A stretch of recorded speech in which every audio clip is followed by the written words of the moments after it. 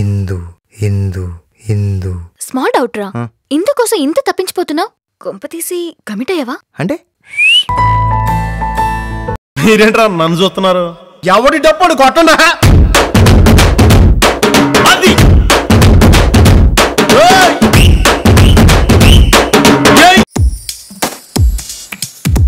I have a love story. ప్రతి ఎదవికి 2-3 love స్టోరీలు ఉంటాయి. నెక్స్ట్.